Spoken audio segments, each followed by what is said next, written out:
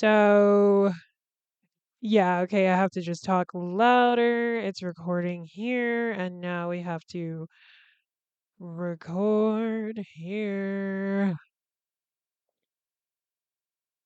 Hi, hello, and welcome back to another episode of my podcast. Now, what was I talking about? My name is V Noir, and this week I'm finally fucking talking about the movie Secretary. I have, like I said in my update video on Patreon, and also on my website. April was just like a crazy fucking month for me. I had done this is kind of okay. I'm also recording myself, so this is kind of interesting to see me like because I talk with my hands, so I'm like watching my hands move, and I'm also watching the waveform move as well as I'm like looking at this. But anyway, so yeah, April was crazy. I'm just gonna not look at myself, I think. I'm also, for people not physically watching this, I'm wearing a skeleton onesie because I'm cold and I love this onesie. And I think one of my cats is trying to come in my room, which is fine, buddy. You can come in here. Never mind, he's not. Not anymore. But yeah, so what the fuck was I saying? Yeah, April was crazy. I've been taking this directing class, and for the final, we have to direct our own like short films, and we're also encouraged to help each other out on each other's sets. So I ended up shooting. I was DPing for two other projects, and then I also had to direct my own. I would have loved to DP my project. I mean, I said in the update video that I had to fire my DP actually, but and I was like, I know, teacher, you said in reality, a director wouldn't also be shooting their film, and I'm like, but I want to do that. I have a vision. I love camp anyway. But I was like, no, I always kind of have like a contingency plan because anxiety.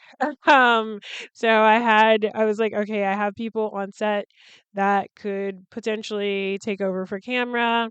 There was someone that I initially wanted to shoot this that unfortunately was like pretty burnt out and just kind of going through a bunch of stuff with her own shit. And I was like, as much as I wanted to ask her, I didn't want to do that to her because I knew she would say yes even though I knew she was burnt out. And I'm like, I'm just not gonna, I can't do this.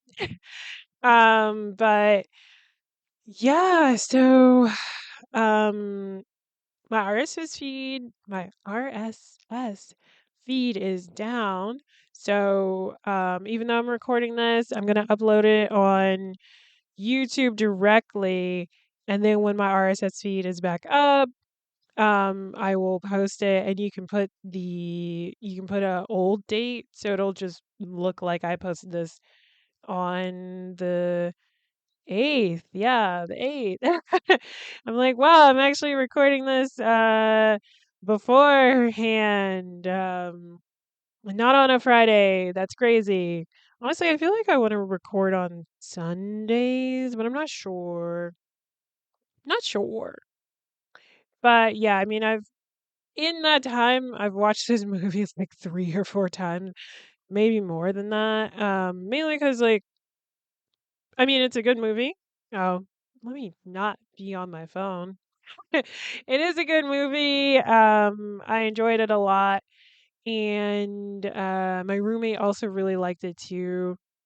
I say roommate, but it feels more like flatmate, I guess, because we have 2 separate rooms, like, I'm in my room, and they have their own room, um, but I'm like, I gotta make sure I'm talking louder. I'm like, oh yeah, you get to see me grab my tablet. um, but to get into the synopsis, a timid young woman starts working for a demanding lawyer and finds a new way to deal with her self harming urges. And that's like kinda yeah, that's the movie. I know a big thing for me was that like um like I'm a dominant, like I'm a femdom or whatever. I like submissive men. I'm not like I'm non-binary, I'm AFAB. I'm not a submissive woman, quote unquote. I'm not going to do the woman with the X thing because that's exclusionary. And then it gets into the, like weird turf shit with that. I don't know. It's either way, we live in a patriarchal society where women are seen as lesser than men and are treated as such, and like our whole society is kind of built around men being stronger, women doing more of like the unpaid labor. Honestly, it's a lot of unpaid labor that is very important, like the child rearing and cooking and cleaning and taking care of a household. And it's like, huh, that's crazy. If you actually paid someone to do those things, it would cost a lot, but you are expecting to marry someone and get them to do that for free and also take care of you. That's that's interesting. But God, I had like a whole because I mean, I don't write scripts for this or anything like that. I just like it's definitely just like train of thought, tangent type shit. But I was really going on like a whole thing of like how there's the trad wife like trend that's going on, and like how there's like certain types of like men who want that, but it's also like if you know any history, like that didn't actually exist, and a lot of those women, the majority of those women were on a lot of drugs and also had help, hired help. And for the majority of like a lot of people, the women also worked and, brought in money, but they also made less than men, which, it's like, okay, so now you're both working, the woman makes less, and now she has to work like a bunch and yada yada. It's like the fantasy that y'all think is reality was never, reality. And even the people that do like the trad wife trend stuff, it's like y'all are very, very rich and you're kind of, you know, dressing up and playing this like caricature of like a person who takes care of a home, and you more than likely have someone um off to the side that's like hired help, like it's just so interesting. But yeah, to get into so I'm saying all that to say that I wasn't really interested in seeing a movie about a submissive woman. That's all I really knew about it, honestly. Like I didn't really, like it was 2001. I mean 2002 when this came out. Oh yeah, like a year after Donnie Darko. And what? I was like 8 or something cuz I'm like Donnie Darko happened. It was 9/11. I'm not laughing at 9/11. But I'm just laughing at that being okay. Now my boys are playing like between the door. I don't. It's just like, why did I just hear a sound? Um, uh, 25 years ago. That's crazy. Yeah, so I was 8 when 9/11 happened. I'm only bringing up 9/11 because 2001 is when Donnie Darko came out. Maggie Gyllenhaal was in that movie, and then a year later she does Secretary. Donnie Darko, um, Jake Gyllenhaal is the main character in that, and that's her brother, and she plays his sister in that movie, but that movie didn't come. No, it became more of a cult classic because when it came out, there is a plane crash essentially that happens, I think, in the beginning of the movie, and they really like it really just came out like around like maybe the week that 9/11 happened, and they're like, we can't promote this movie. So, it became a cult classic because of that. Um, but anyway, so Maggie Gyllenhaal is in this. James Spader is in this, and now we're a household that's like a James Spader fandom ish. We like a freaky little James Spader moment, which is funny because he's a kind of a character actor ish. He plays like a lot of villainy characters. But this was like the first movie I actually watched him in. Like I knew of him, but I never like actually watched any of his stuff. Apparently he was also like a bully. He played like a bully character in like the 80s or 90s or whatever. Not really sure. Oh, my back. I gotta stretch. um, but I'm like, okay. Yeah, they're like fighting now. What the hell? But anyway, so to get in this movie, or a little bit before I get into the movie, um, what is it? So this is like I w- I would say inspired. It's loosely inspired. That's crazy that this tablet. Okay, there's like so much light from the tablet. I'm getting so distracted. This movie is inspired by a short story of the same name by Mary Gateskill. Gateskill. And I haven't read it. I didn't really know that until, like cuz I like to look into things like before I talk about it or yeah, before I talk about it after I've watched it. But I didn't really have enough time to actually read this. It's a short story, but then apparently as yeah, like in 2023, she actually revisits this story through a new story called Minority Report, where she kind of retells the story of Secretary in the very beginning, and then it's following the main character who in her original story is called Debbie, and following her through like the next 3 decades of her life and how her situation in the secretary like affected her and like her being a victim and everything like this, but also how even though she was victimized in that way, it kind of awakened like her sexuality or whatever. Because in her story, the main character is also like underage. She's like 17 and these events happen. But in the actual movie, one, her name is Lee, not Debbie.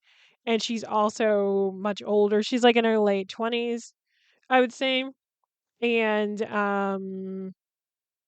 so yeah, kind of a little different. And she's also like someone who is, not necessarily sexually active, but it's like she has some level of experience. But the main thing with to get into the actual story is that I'm like, oh my god, can I finish a statement and or a sentence? I don't know, or a thought. But I would say the main thing is that like I had put off on watching this movie. I was interested in it because it was being brought up when 50 Shades of Grey came out, because that's not a great movie, and it's definitely not a great representation of a BDSM relationship. Like he kind of springs on this sort of contract with this person, and she goes along with it for a bit, but she's not actually into it, but she kind of is. And then it's also a fan fiction of Twilight, so it's also like, well, that's kind of weird. And then, God, like the level, cause yeah, cause it's like there's Twilight, then there's 50 Shades of Grey, and then there's 365 or whatever, which is also it's a fan fiction of 50 Shades of Grey because that person who wrote that was like 50 Shades of Grey wasn't there wasn't enough sex in that, so we're gonna add more sex. And then it it's just it's so weird. We live in an interesting time right now, like where fan fiction can become these bigger things. I'm like, it used to just be like, on sites or something, or people would share it amongst themselves or like conventions or something, and now it's like, yeah, no, now you could become famous off of a fan fiction you've written. I mean, I've definitely heard of like fan fiction authors, or I've heard of people who write fan fiction also being like well-known authors, and they use writing fan fiction as like a fun exercise and stuff. Although the fact that people are like using AI to make fan fiction is really weird to me because it's like, the whole using AI in general to write anything or even make art or anything like that is like you're taking away all the fun behind creating something new. Like that's the whole point that people spend all of this time learning and, sharpening their craft and everything like that is so that they can then create something and they can create it quickly. Like you build all these skills over time and you practice and you fail, but then you get back up and then you make, more shit and then eventually you become really, really good at it. So good to the point that you could make something really quickly, but then people who don't understand how much time and effort you spent working on those skills that you could do something fast, they're like, "Oh, wow, I guess I could do this too." And it's like, yeah, I mean, if you spent 15 years of your life building a skill, yeah. So you could do it fast, yeah. But I mean, like, because as I get more into writing as well, it's just like, it's kind of fun to, because there's like particular rules and things, like with grammar and everything like that. But those are just like guidelines, really. And it's like,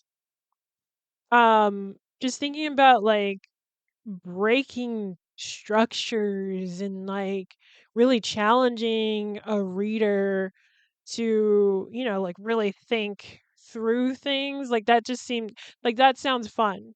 And doing like a play on words and stuff like that just seems fun to me. And it's like, yeah, that's going to take me a while to like get there with like a finished thing because I'm having fun trying to work through, just like playing around with structure and the English language, like that's fun.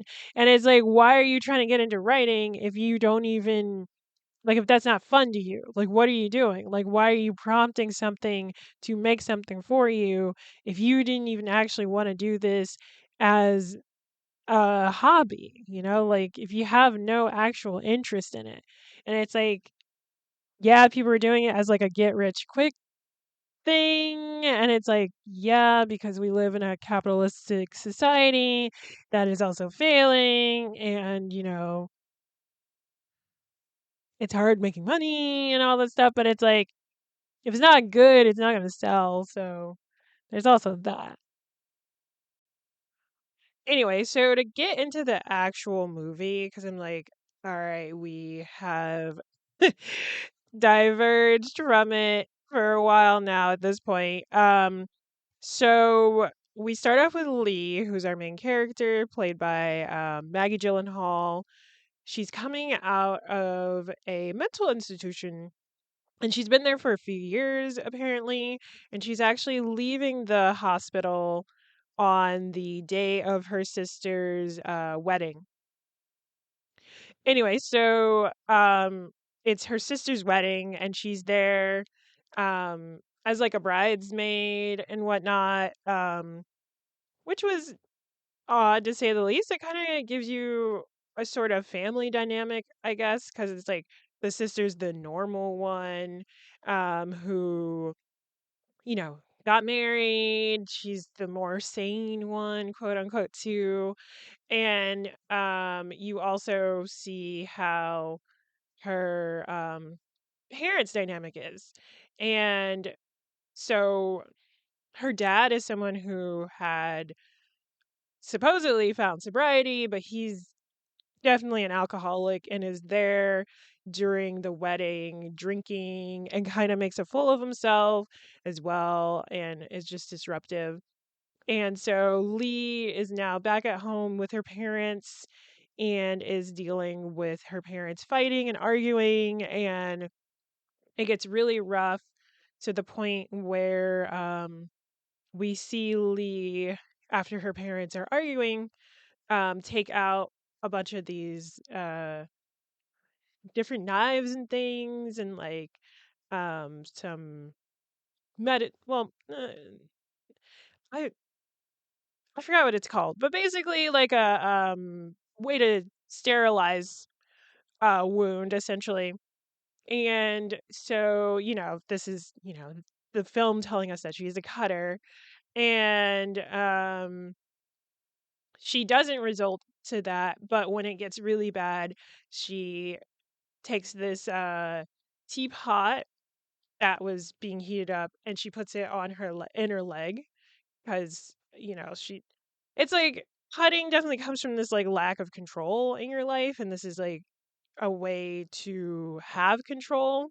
Like the only time I ever wanted to even cut myself because I never fully understood it was like when I was dealing with my dad's like funeral, and people try to control me in the situation, and I was just like, I feel like I have no control. But rather than doing that, I stood up for myself.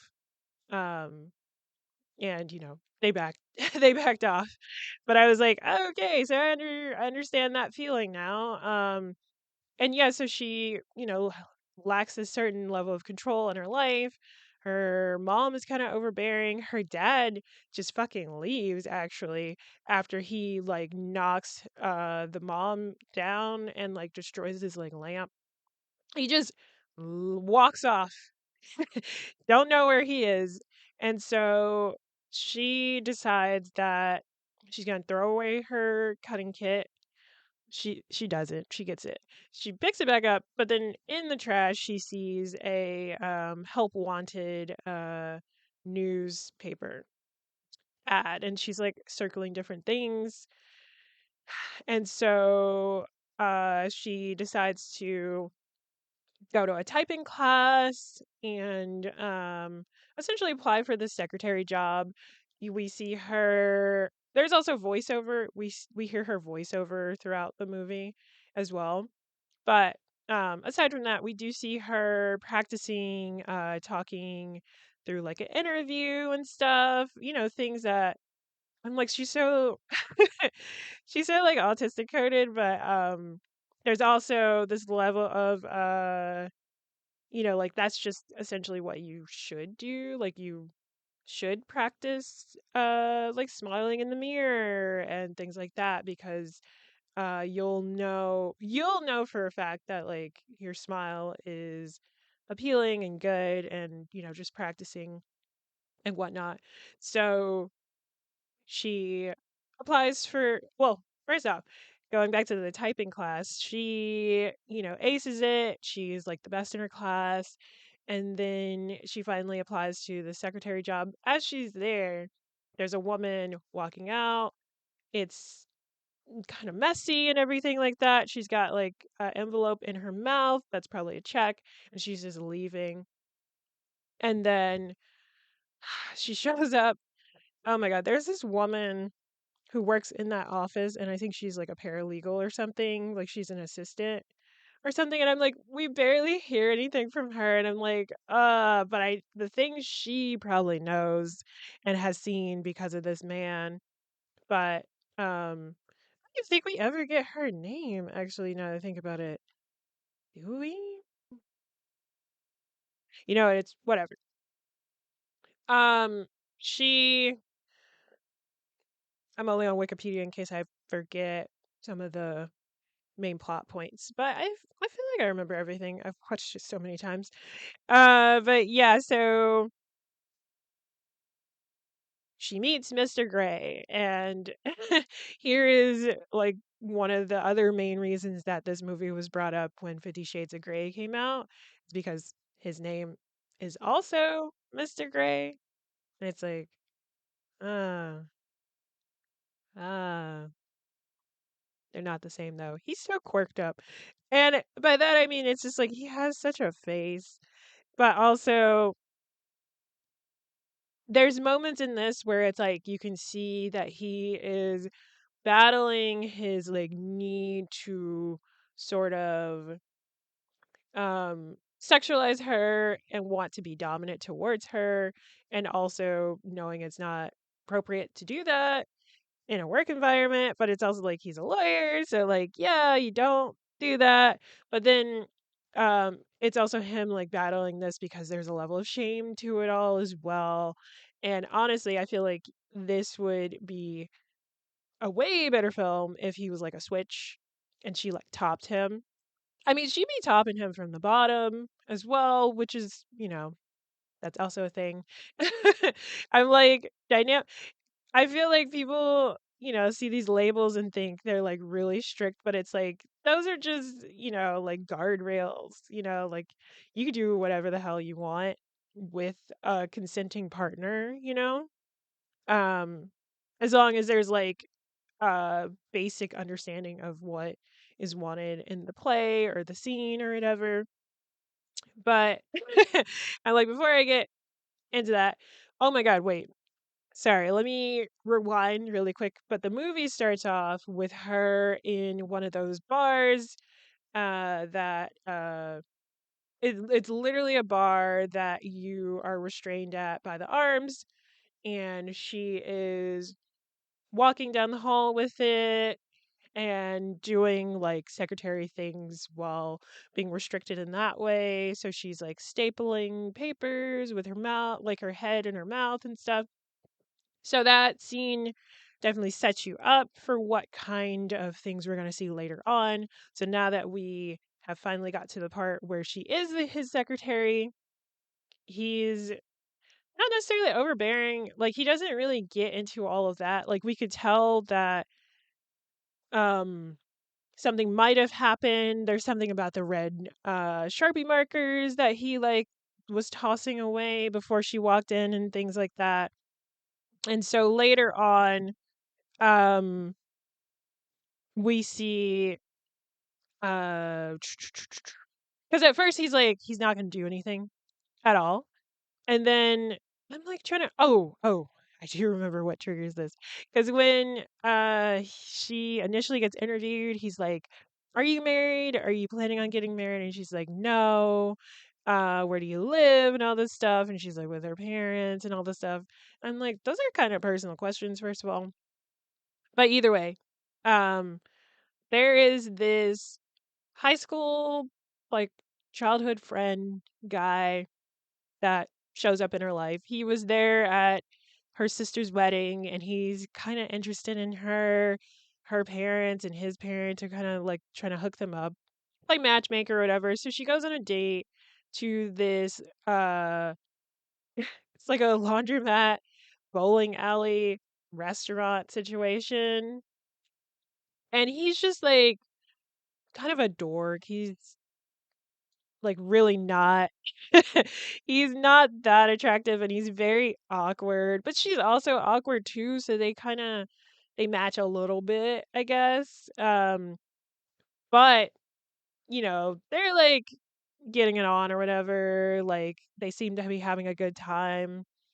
And Mr. Gray shows up to pick up his dry cleaning. This is why I said it's a multi place because they were just bowling or something. No, they were doing laundry too. So weird, whatever. And he sees them, and he's being so like weird and awkward too, because he's just like, "What are they doing?" And I'm like, if you're watching this, you can see me moving, but he's just like, what are they doing? Like he's creeping around and like trying not to be seen and stuff. And this upsets him, and this triggers him into being sort of combative towards her and like really rude towards her, because the next day he brings out the red sharpies and he's like circling all of her mistakes, and then he starts talking about like how she sniffles all the time and things like that, and how he knows the rip in her like skirt, and he's like, you need to start dressing better, and all these like really mean things. Um and she's just like, where the hell, what the hell. But he does calm it down when he realizes that she's someone that cuts herself. And so there's a scene later on. Well, like a little bit. I'm also trying to remember when the spanking happens. Um, because I'm like, the spanking is important because that is what awakens her. And she's like, oh, I'm into this. And let's see. Okay. So the spanking happens after. So after he realizes that she is a cutter, he sits her down and he's just like, he's trying to be friendly, and he's like, I'm your employer, but I also want to be your friend. So if you're going through anything, I want you to tell me. He gives her hot chocolate. He takes her Polaroid, which was weird. Um and so then he tells her right in her fucking eyes, like her right in her face, in like the calmest, most like stern way possible, to stop cutting herself. And not only that, to stop getting picked up by her mom and to just walk home. And she did those things. She told her mom to stop. I mean, her mom again was like a little overbearing, but I think also because her husband just like fucking walked off and hasn't returned. And that's kind of scary. So she's just like, well, you're the only one here, so I'm gonna just spend my day here, even though it's like I have a whole shift, and you're gonna just sit in the car outside and waiting for me. Go home, go home. But she told her mom that, and then she walked off, and she was like, this felt freeing. I like this, like, very directness, and she didn't feel the need to cut herself anymore. She even threw away like everything. She even told her mom, because her mom would had been locking up all the like kitchen knives and just any sharp things, not knowing that her daughter has like her own like go-to kit for cutting herself. But she even told her mom like, "Hey, you don't have to do this anymore. Like, I'm okay." Um, and also the only reason she even went to the was put in the mental institution was because she had cut herself in front of her mom, but it was on accident, because she's like, I've been cutting myself since she was like 12 or 7, or like a really young age, and to the point where she was like, I miscalculated, because otherwise I know how deep I could cut with this and for it to not be that serious. Um, I guess I should have. I realized as I said all of that I should have done like a trigger warning for like self harm and everything. Um, because yeah, I'm like, you're coming into a movie about BDSM, you're not gonna really expect there to be this topic of self harm, but there is. And so yeah, so she stops cutting herself, and then right after that, she's still making these typos and things like that. So he brings her into his office, has her place her hand on the desk, and tells her to bend over, and then he starts spanking her while she's looking at her mistake that he circled out. And that's what awakens her to being into this. And it's like, okay, so she already kind of has this history of like pain. Um, uh, and she enjoys it and wants. to sleep with him and everything like that. But we never actually see them like have sex or anything like that. Like they get involved in this very uh S&M relationship, but there's not really any sex really. And even the stuff that they do that he has her do, it's like all very, I mean, same to me, but I feel like for a regular audience, it would just be like, oh, salacious. Um, which is why I'm like, I don't really trust people that are like, heated rivalry is so wow.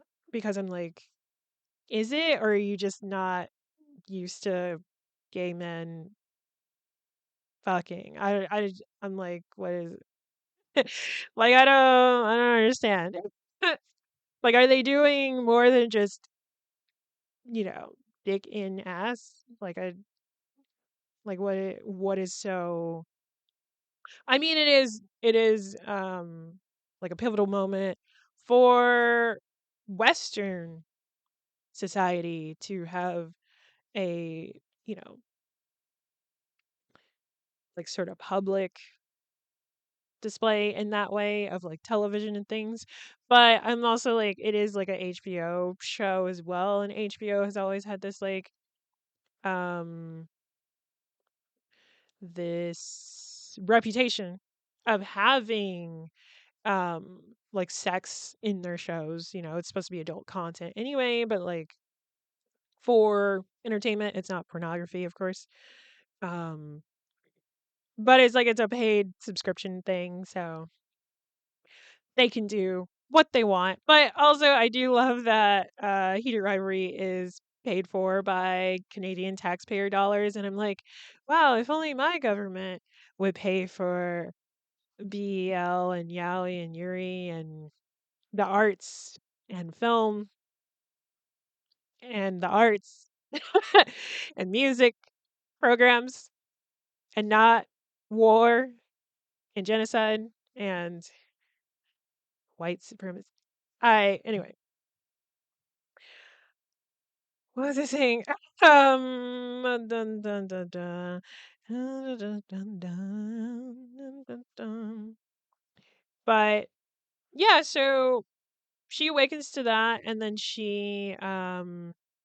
but then Mr. Gray gets like cold on her again, because it's like they've gone through, God knows, like a few weeks of this, maybe months of this, maybe a month of this, and then also right before any of that starts happening, um, a woman I assume to be his wife tells, tries to come in, and she's like, oh, submissive to Lee. And I was just like, yeah, you definitely clock that. He hasn't time. And she tries to go back there and talk to Mr. Gray, and he hides, of course. And she's just like, tell him to sign that settlement paper. So it's like, okay, so he's going through a divorce, I'm assuming, and is trying to get a settlement out of her. Oh, she's trying to get a settlement out of him. And it's just like, oh, so he's just kind of had this thing of kind of being with his secretaries, maybe. I'm like, that's upsetting. But I'm like double checking that I'm reading this properly. I'm like, there's so much that does happen. But yeah, like I was saying, it doesn't go over, like, I feel like for a regular audience this would be very salacious, because it's like, oh, she's in the bar, she's being made to walk on all fours and have like paper in her mouth. There's like kind of a puppy, I mean, not a puppy play, but pony play at some point, because he puts like a saddle on her. It's like, when is work done at all? When is he, like, does he I know he has that woman as an employee, but like, is this an after hours thing? Is this a before hours thing? Like, don't you have clients? Um, so Yeah, oh, but yeah, like he puts a saddle on her and puts like a carrot in her mouth. I'm like, "Oh, that's so pony play of you." But yeah, and like they kind of just do there's a tad bit of pony play, a little pet play, because she's crawling on fours. He does spanking, but not all the time. We really just see that one instance of him spanking her, and then yeah, he just has her in the bar. I'm like, I feel like that bar is called something. I'll just say BDSM. Because I'm like, yeah, okay, yeah, it's just literally called a spreader bar or just like a restraint bar. And I'm like, yeah, there's so many different ways you can use these. I'm on a website to buy it. I'm not, but it's like, oh, if you look at that, it looks like whatever. Um, but yeah, so all of a sudden he grows cold on her and stops doing any of the activity that they've been doing. And she's like, huh? What's going on? Why'd you stop? I'm very into this. And so she decides to start um messing up a lot more, and he just doesn't do his usual things anymore. He's not wanting to spank her. He's not wanting to do any retaliation towards her, anything like that. And I'm trying to remember. There's like a masturbation scene with her where she's thinking of him. Well, actually, first the friend shows up and she's like, "Ew, get out of here." And oh wait, never mind. That's a different. There's like two masturbation scenes now that I think about it. Um, but God, what the hell is the friend's name? Peter. His name is Peter. First Peter shows up and she's like, ugh. And then Mr. Gray shows up and he's just like telling her to do stuff and she's like, ooh, into that. And she as he's pulling away, he finally, like calls her in to his office again and he has her bend over again. But rather than spanking her, he tells her to pull down her like panty and pantyhose, and he jerks off behind her. And it it's such a interesting scene because it's just like, okay, so he definitely feels because he's like, I don't want to fuck you. Don't be concerned about that. And then he jerks off right behind her. Um, and yeah, it's just like this is a man who has these feelings for her, but is in denial about it and doesn't want to share his full self with her. And but she's like, "No, I accept you as you are, just like you accepted me, and you even helped me with like her and cutting and stuff." So she's just confused. He's struggling with how he feels. He doesn't believe that you could even have a relationship with someone in that capacity of like a BDSM relationship for a lifetime and have a partner for a lifetime. He's just like, that's not that he never says it's immoral, but he really just doesn't believe in it. So after this incident, he then fires her and sends her off with a check, just like the woman in the beginning when she was getting hired initially. And it's just like, oh, so is that what she was to him? Like just another person for him to sort of go through. And there's a scene where he is like burning all the Polaroids. So we see her Polaroid amongst like five other ones. And at the same time, she's desperate because now it's like she's into this. She's into being like a submissive and getting spanked and stuff. So she tries to spank herself, and it's like that's never gonna feel the same because you're gonna inadvertently like stop yourself from hitting yourself as hard as you want to feel. And then she also she starts listening up on understanding BDSM dynamics and stuff. And I'm like, okay, educate yourself, get yourself an education, learn more about these things. And then she also tries to seek out partners because, again, like, I'm like, this movie's from 2002, but the fact that it's so different now because, like, you really could just go on a newspaper and look for a job.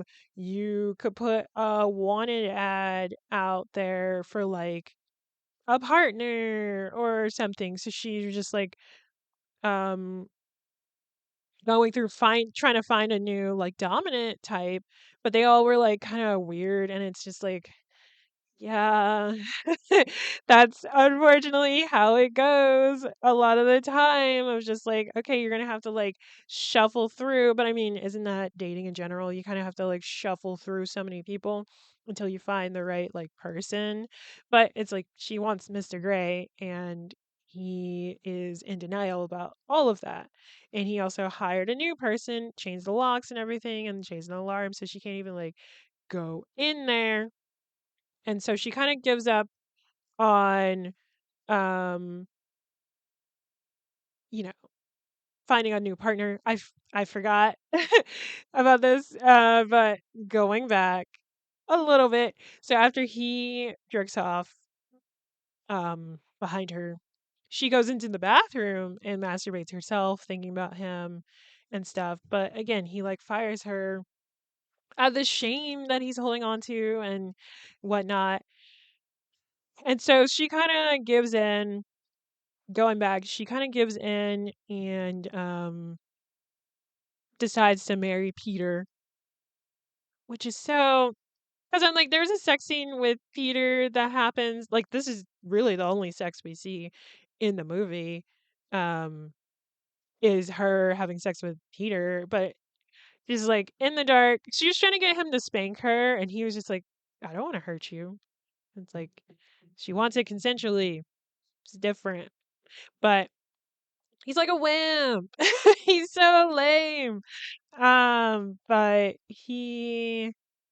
God, I'm like, he only lasted, like, what, 30 seconds? Blech.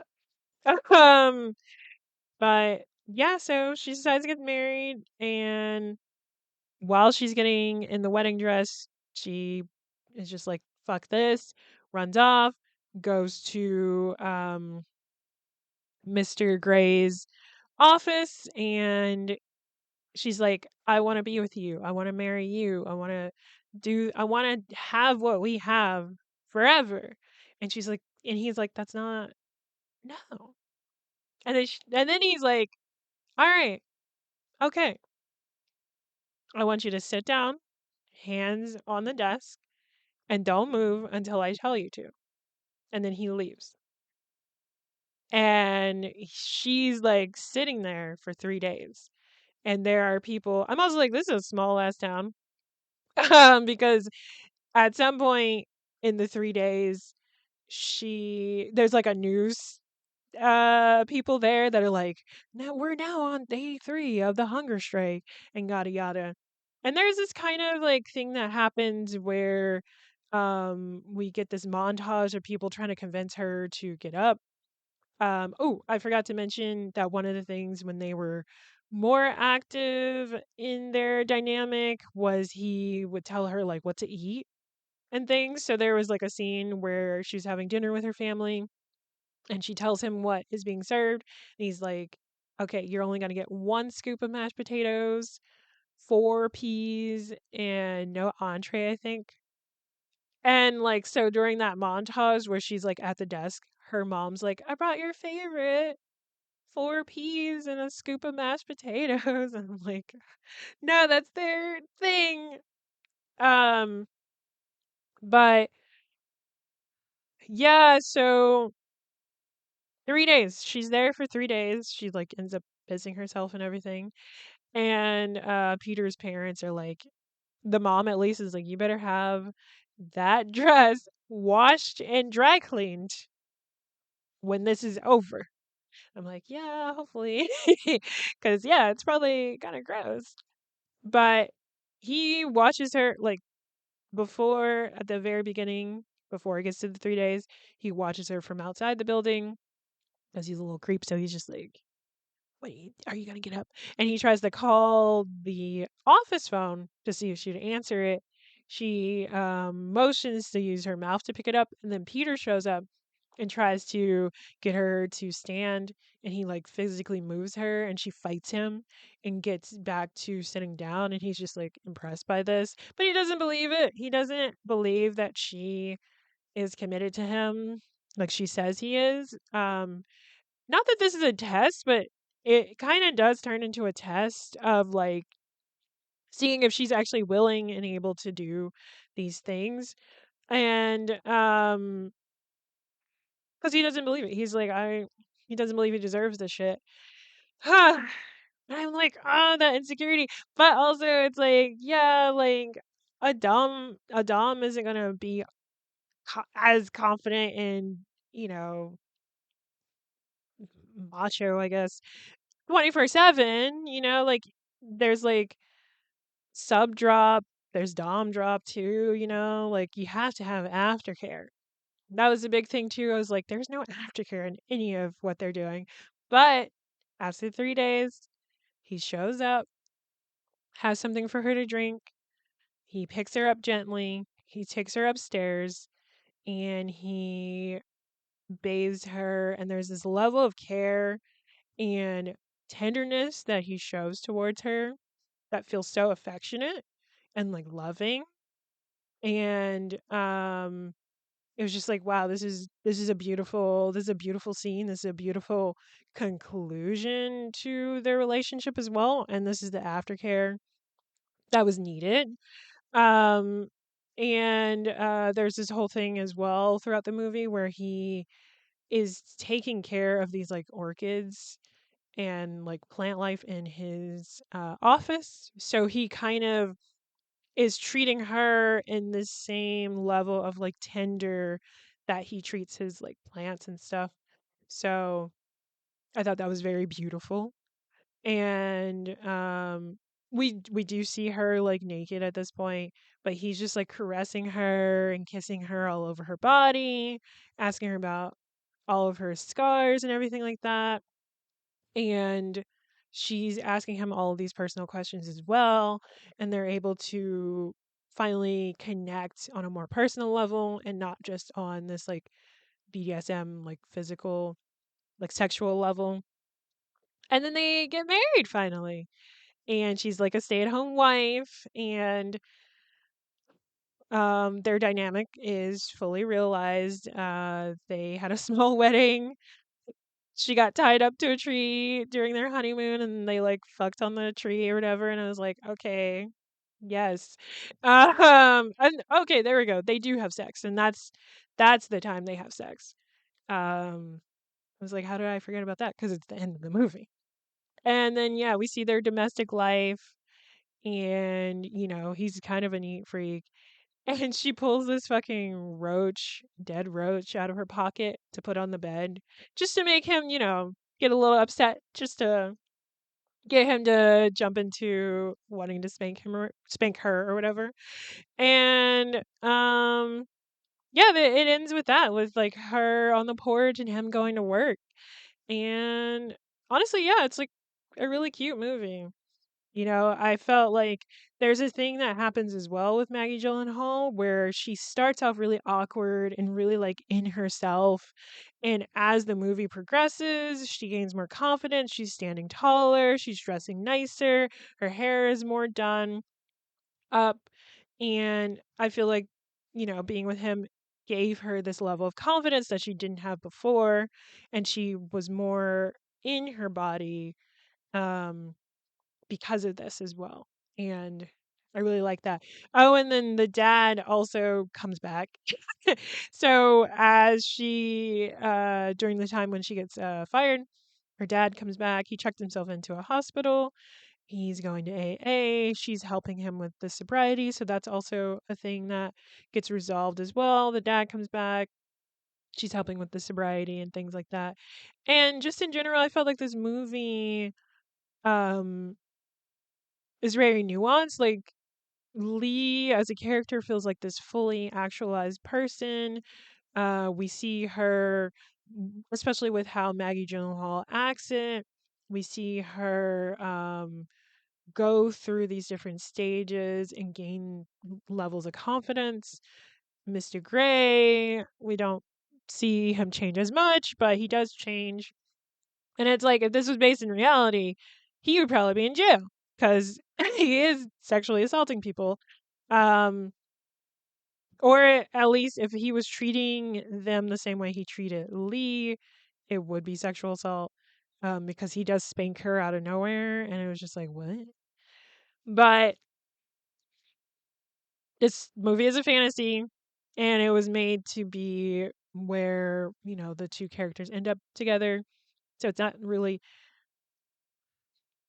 the story is based on something that was based in reality, but this movie is not based in reality, and it makes someone who has predatory behavior into a leading man, and it's like, it's that weird, like, nuance, like, gray area. But if you get all that, it's a cute movie. Um, I mean, it does end out really, like, beautifully, and he changes for the better. Um, I can only assume. Oh, that's what I was saying. So it's like if there's those parts of it where it's like, okay, it kind of alludes to what the story was based on, and it's like if they change those things a little bit, this would be a completely different movie because it's like in the back of your mind, you're like, okay, but was he doing this to these other women as well? They could do a suit together and get him in jail. But I digress. I have to revisit the 50 Shades of Grey movies because in that was it went from like a man, a Mr. Grey who was into BDSM, who through the love of this woman and her pussy healed him and his trauma, and he no longer wanted to do BDSM or whatever. And it's like, huh? So it's like that Mr. Gray was like, no, actually, BDSM is toxic, and like I I'm no longer a traumatized person. I'm good now. Or something like that. But yeah, I think I'm gonna end it there. I'm like, maybe that's what I'll do. I'll rewatch those movies and do a breakdown of them all. I'm not gonna read those books. I tried to read it when it initially was gaining popularity, and I was like, this is bad. This is real bad because I couldn't get over like the first page because I was like, okay, wait, she's in the mirror, and now all of a sudden she teleported to the living room, huh? And then why the whole she needed to beat her hair into submission in the very beginning of the book. I was just like, what the hell is this? Oh my god. Oh, that could be a Patreon thing that I do where I read bad fiction out loud. Um and then do commentary. That would be kind of fun actually. Read bad fiction. But yeah, I'm going to end it there. Um kind of forgot how I end things. There goes Jesus. Okay. Ooh, man. So you can find me on Instagram at V underscore noir underscore, and that's noir with an E. You can check out my podcast archive at www.nwwitapod.com. Again, that's www.nwwitapod.com. And then you can also support me on Patreon, where the live version of this will be. Although I'll have it up for free, but I think I'll do that for a few of them. And then maybe when I get to episode 40, I'll switch to like a paid option, mainly to sort of promote this, but the pay option would just be like, I don't know, $5 or something. But yeah, patreon.com/vnoirs film club. Again, that's noir with a E. And yeah, I'll see y'all next time. Bye.